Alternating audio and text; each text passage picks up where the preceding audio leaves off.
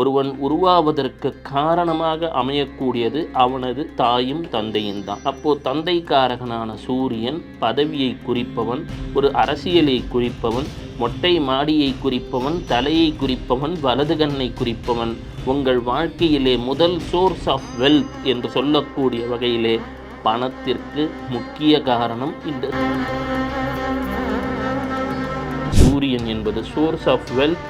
அடுத்தது சந்திரன் அடையக்கூடிய வழி, அதற்கான கர்மாவை சொல்லக்கூடிய புதன். இது மூன்றையும் கடந்து மூன்று இருக்கு. அதுதான் தினமும் அதிகாலையிலே எழுந்திருக்கின்றோம், எதையோ பேசுகிறோம், என்னென்னமோ செயல்பாடுகள் செய்கின்றோம். எனினும் எதையும் எதிர்பார்க்காமல் நமக்காக வானமண்டலத்திலே ஒளிர்ந்து கொண்டிருக்கக்கூடிய அந்த கருணை கடலான சூரியனுக்கு நன்றி சொல்கின்றோமா? சூரியன் நம்ம கிட்ட இருந்து எதையும் எதிர்பார்க்கலீங்க, ஆனா நன்றி சொல்ல வேண்டியது நமது கடமை.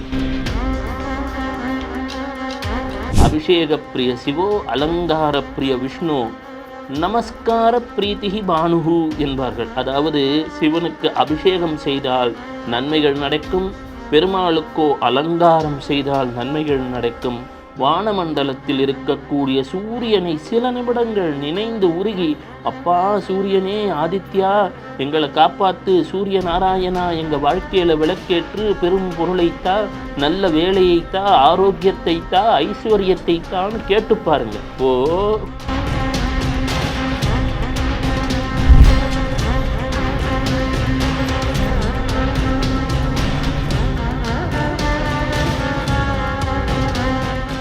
ரியல் ஒன் ஆன்மீக அன்பர்கள் அனைவருக்கும் எனது பணிவான வணக்கங்கள். வெள்ளைக்கொம்பன் விநாயகனது பேரொருட்கருணையினாலே வாழ்க்கையிலே பெரும் செல்வம் சேர வேண்டும், வெற்றி மேல் வெற்றி சூழ வேண்டும் என்ற ஒரு விருப்பத்துடன் கேட்டுக்கொண்டிருக்கிறீர்கள். நம் வாழ்க்கையிலே பொருளாதாரம் என்பதுதான் மிகப்பெரிய தேடலாக இருக்கிறது.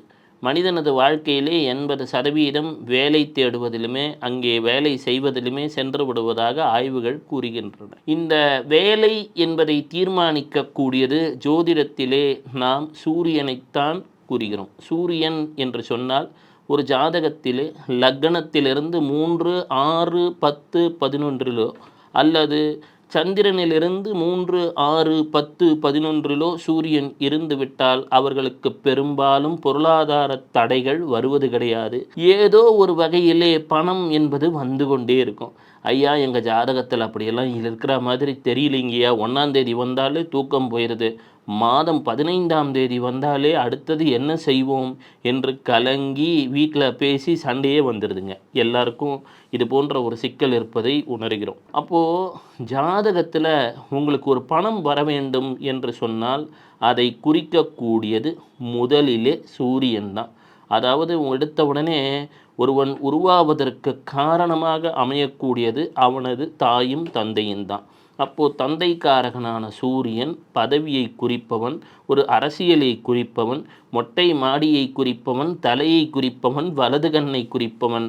உங்கள் வாழ்க்கையிலே முதல் சோர்ஸ் ஆஃப் வெல்த் என்று சொல்லக்கூடிய வகையிலே பணத்திற்கு முக்கிய காரணம் இந்த சூரியன் தான். அந்த சூரியனுக்கு அடுத்த நிலையிலே அந்த பணத்தை போய் நீங்கள் அடையணும் இல்லையா? அதை அடைவதற்கான வழியாக சந்திரன் இருக்கிறது. சந்திரன் என்பது தாயை குறிக்கும், இடது கண்ணை குறிக்கும், நீரை குறிக்கும். எப்போவுமே பணத்தை என்னங்க சொல்கிறோம்? தண்ணி மாதிரி செலவு செய்யாத அப்படின்றோம். பெரிய அரசியல் பெருந்தலைகள்லாம் பார்த்திங்கன்னா கையில் எப்போவுமே ஒரு தண்ணி பாட்டில் எடுத்துகிட்டு ஏதோ சின்னதாக வச்சுருப்பாங்க, சுற்றிக்கிட்டே இருப்பாங்க. இல்லைன்னா ஒரு வெள்ளை கலர் கர்ச்சீஃப் இருக்கும், சந்திரனுடைய காரகத்துவம் போல் வச்சுருப்பாங்க. அப்போது சூரியன் என்று சொல்லக்கூடியது ஒரு பெரிய நிறுவனம்னு வச்சுக்கோங்களேன். அந்த நிறுவனத்திலே நீங்கள் அந்த வேலையை அடைய வேண்டும் என்றால் அதற்கான பாதையாக சந்திரனை சொல்லலாம். உங்களுக்கு வரக்கூடிய சொத்து சுகம் என்பதெல்லாம் உங்கள் செவ்வாயை வைத்துத்தான் சொல்கிறாங்க. ஏங்க, இன்னார் வீட்டு பையன் அப்படின்றதை அந்த இரத்தத்தை வைத்துத்தான் உறவு நிலைகளை தீர்மானிக்கிறார்கள். பெரும்பாலும் நிலத்துக்கும் காரகத்துவம் இந்த செவ்வாய் தான். அப்போது சகோதரத்துவத்துக்கும் இந்த செவ்வாயை தான் சொல்கிறான். அடுத்ததாக புதன், அந்த செல்வத்தை அடையக்கூடிய வழியை சந்திரன் சொல்கிறது. அதற்கான கர்மாவை நமது உடலிலே புதன் சொல்கிறது. புதன் சகோதரத்துவம், கம்யூனிகேஷன், இதை வைத்துத்தான் அந்த பணத்தை பெறப்போகிறீர்களா, எவ்வாறு பெறுவீர்கள் என்பதையெல்லாம் தீர்மானிக்கக்கூடியது புதன். அப்போது முதலிலே சூரியன் என்பது சோர்ஸ் ஆஃப் வெல்த், அடுத்தது சந்திரன் அடையக்கூடிய வழி, அதற்கான கர்மாவை சொல்லக்கூடியது புதன். இது மூன்றையும் கடந்து மூன்று இருக்குது. அதுதான் குரு. அவர்தான் அந்த பெரும் செல்வமே. இந்த வாழ்க்கையிலே அந்த பெரும் செல்வத்தை அடைய வேண்டும். பலருமே ஐயா எங்கள் வீட்டில் சருமரோகம் இருக்கிறது, எங்கள் வீட்டிலே பித்ருதோஷம் இருக்கிறது, எனக்கு ஏதோ ஒன்று என் கண் பார்வைகளிலே குறைபாடு இருப்பதாக ஜோதிடர்கள் கூறுகிறார்கள், எனக்கும் அவ்வப்போது ஒரு அச்சம் வந்து விடுகிறது, வேலையிலே அடங்காத ப்ரெஷருங்கய்யா, எப்போ பார்த்தாலும் எனக்கு வேலையில் எங்கே போனாலும் ஒரு இன்சல்ட்டுங்க, இதையெல்லாம் நாம் கேட்டுக்கொண்டே இருக்கிறோம். இதற்கெல்லாம் தீர்வு இல்லைங்களா? ஒரு கண்கண்ட மருந்து. இந்த பிப்ரவரி 4ஆம் தேதி ரதசப்தமின்னு கூகுள் பண்ணிங்கன்னா வந்துடும். இந்த ரதசப்தமி அன்னைக்கு சூரியன் உத்தராயணத்திற்கு திரும்புகிறார். வானமண்டலத்தில் சூரியன் என்பவனுக்கு பிரகாசன் அப்படின்னு பேர் உண்டு. பிரகாசன் என்று சொன்னால் தானே ஒளிர்ந்து உங்கள் வாழ்க்கையிலே பெரும் பொருளாதார வளத்தை தர காத்து கொண்டிருப்பவன் என்பது பொருள். அப்போது சூரியனது இந்த ரத சப்தமியை கொண்டாடணும். இந்த ரத சப்தமியை எப்படிங்கய்யா கொண்டாடுறது, எங்களுக்கும் சொல்லுங்கள், எளிமையான வழி என்ன? முதல்ல ரத சப்தமிக்குன்னு ஒரு கதை இருக்குது, சின்ன கதை சொல்லிடுறேன் இருங்க. பீஷ்மர் அம்பு படுக்கையிலே படுத்து கொண்டிருந்தார். யுத்தம் முடிந்தது. கண்ணீர் மல்க பீஷ்மர் அம்பு படுக்கையிலே உயிரை பிடித்து கொண்டிருந்தார்.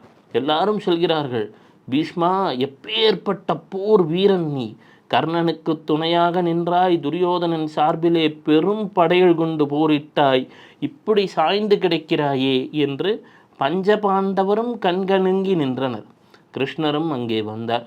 பீஷ்மருக்கு ஒரு சந்தேகம். அப்பொழுது கேட்டார், கிருஷ்ணா, அனைத்தும் அறிந்தவன் நீ, எந்த சூழ்நிலையால் எனக்கு இந்த அவலநிலை ஏற்பட்டது? கலியுகத்திலே மக்களது துயரம் தீரவும் ஒரு வழி சொல்வாய் என்றார். நம்ம எப்படின்னா, ஒரு பெரிய மனுஷன் இருக்கான், திடீர்னு அவனுக்கு ஒரு பிரச்சனை வந்துருச்சுன்னா, ஐயோ நமக்கு பிரச்சனை வந்துருச்சுங்க பரவாயில்லைங்க, நம்மளை சுற்றி ஒரு 10 பேர் இருக்கிறான் பார்த்தீங்களா, அவன் நல்லா இருக்கணும்னு கேட்பான் இல்லையா? அதுதான் பீஷ்மரின் நிலை.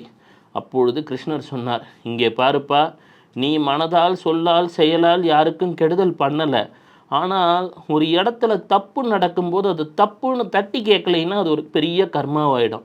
நான் என்ன செய்தேன்னா, உடனே சொன்னார், திரௌபதி அன்னை அந்த ஜெகன்மாதா அவையிலே, துரியோதனன் சபையிலே துயரப்படும் போது அமைதி காத்தாயே, அது மிக பெரும் பாவமாயிற்றே என்றபோது பீஷ்மர் ஆமாம் என்று கண்ணீர் வகுத்தார். அப்போ இது தீர வழி இல்லையா கிருஷ்ணா, நான் தெரியாமல் பண்ணிட்டேனே, எனக்கு ஏதோ ஒரு வழி சொல்லுப்பா அப்படின்னார். உடனே கிருஷ்ண பரமாத்மா சொன்னார், கலியுகத்திலே ஒரு பெரும் வரம் உண்டு, அறிந்தோ அறியாமலோ பலருமே பல தவறுகள் செய்து விடுகின்றோம், தீர வழி இல்லையா என்று கண்ணீர் விடுகின்றோம். அவ்வாறு இருக்கும் பொழுது தினமும் அதிகாலையிலே எழுந்திருக்கின்றோம், எதையோ பேசுகிறோம், என்னென்னமோ செயல்பாடுகள் செய்கின்றோம், எனினும் எதையும் எதிர்பார்க்காமல் நமக்காக வானமண்டலத்திலே ஒளிர்ந்து கொண்டிருக்கக்கூடிய அந்த கருணை கடலான சூரியனுக்கு நன்றி சொல்கின்றோமா? சூரியன் நம்மக்கிட்டேருந்து எதையும் எதிர்பார்க்கலைங்க, ஆனால் நன்றி சொல்ல வேண்டியது நமது கடமை. அதாவது இப்படி சொல்லுவாங்க, அபிஷேக பிரிய சிவோ அலங்கார பிரிய விஷ்ணு நமஸ்கார பிரீத்திகி பானுகு என்பார்கள். அதாவது சிவனுக்கு அபிஷேகம் செய்தால் நன்மைகள் நடக்கும், பெருமாளுக்கோ அலங்காரம் செய்தால் நன்மைகள் நடக்கும். வானமண்டலத்தில் இருக்கக்கூடிய சூரியனை சில நிமிடங்கள் நினைந்து உருகி, அப்பா சூரியனே, ஆதித்யா எங்களை காப்பாற்று, சூரிய நாராயணா எங்கள் வாழ்க்கையில் விளக்கேற்று, பெரும் பொருளைத்தா, நல்ல வேலையைத்தா, ஆரோக்கியத்தைத்தா, ஐஸ்வர்யத்தைத்தான்னு கேட்டு பாருங்க. அப்போது சூரிய நாராயணன் என்னவாக இருக்கிறான்? வெள்ளருக்கும் செடி இருக்குது தெரியுங்களா? வெள்ளருக்கும் செடி, வெள்ளருக்கு விநாயகனுக்கே பெரும் வல்லமைகள் உண்டு. ஏன்னா வெள்ளருக்கு சூரியனின் அம்சம். அப்போது சூரியனது அம்சமான வெள்ளருக்கும் செடியிற்கு சிறிது மஞ்சள் தண்ணீர் பாலுடன் கலந்து அவ்வப்போது ஊற்றலாம். ஞாயிற்றுக்கிழமைகளில் ஊற்றினாலோ பெரும் நன்மைகள் ஏற்பட்டுவிடும், அதை செய்யலாம். அதே போல சூரியனுக்கு 12 பெயர்கள் உண்டு. அவ்வப்போது சூரியனுடைய பெயர்கள், ஓம் மித்ராய நமஹ, ஓம் ரவையே நமஹ, ஓம் சூர்யாய நமஹ, ஓம் ககாய நமஹ, ஓம் பூஷணாய நமஹ, ஓம் ஹிரண்ய கர்ப்பாய நமஹ, ஓம் ஆதித்யாய நமஹ, ஓம் சவித்ரே நமஹ, ஓம் அர்காய நமஹ, ஓம் பாஸ்கராய நமஹ, ஓம் திவாகராய நமஹ, ஓம் தினகராய நமஹ. எளிமையான பேருங்க. இதை ஞாபகம் வச்சுக்க முடியலனாலும் பரவாயில்ல. அப்பப்போ ஓம் ஸ்ரீ சிவசூரிய நாராயண சுவாமினே நமஹ, ஓம் ஸ்ரீ சிவசூரிய நாராயண சுவாமினே நமஹ அப்படின்னு சொல்லி பூஜை செய்யலாம். ஆங்காங்கே உங்கள் ஊரிலே நவக்கிரக சந்நிதி உள்ளது. நிறைய பேர் நவக்கிரக சன்னதியை பார்க்காமல் சென்று விடுகிறீர்கள். அது தவறு.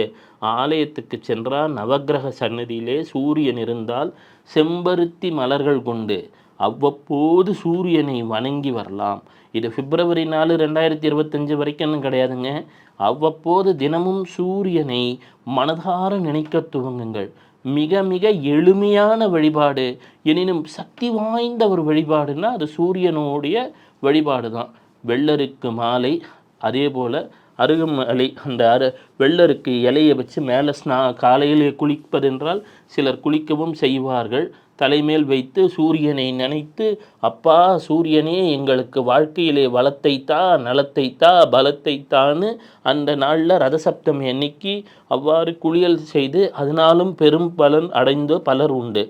எனினும் அதையும் தாண்டி தினமுமே சூரியனது நாமங்களை நான் சொன்னதை போல ஓம் ஸ்ரீ சிவசூரிய நாராயண சுவாமினே நமஹ எளிமையான நாமங்க சொல்ல துவங்குங்கள். வாழ்க்கையிலே ஜாதகத்திலே சூரியன் எந்த நிலையில் இருந்தாலும் 2 கிரகம் வக்கரமே அடையாது. ஒன்று என்ன சூரியன், மற்றொன்று என்ன சந்திரன். அம்மா அப்பா எந்த நிலையிலும் அவங்க இல்லாமல் நாம் இல்லை.